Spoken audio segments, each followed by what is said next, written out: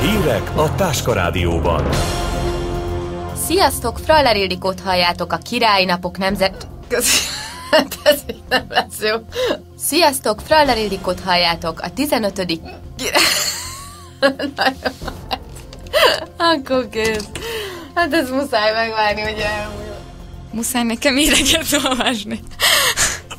Újra nyílhat a Székesfehérvár Komárom vasútvonal. A komáromi ultratriatlonista több mint 10 millió eladott lemezzel, 14 Grammy jelöléssel és számos különböző díjjal a háta mögött, példanélküli álló eredmény. Mi van?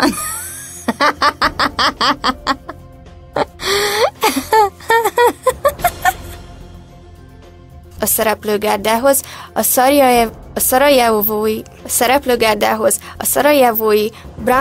szarajevói Branko Gyurovics, Az Angyulem, ezt nem tudom kiejteni, Angouleme. a Galéria kávézóban pedig van Wei Ping és Van Kuilan kortárs kínai festőművészek kiállításán tekintetében. Hát impossible! Van Wei Ping, Van Kuilan.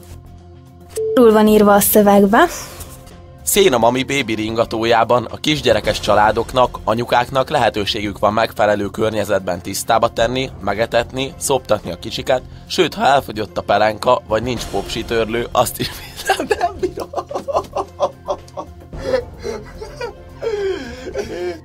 A Galéria kávézóban pedig van Wei Ping és Van Kuilan.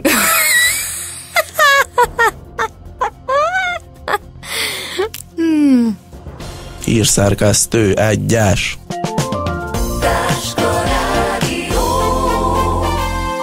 Boldog új évet kíván a Táska Rádió!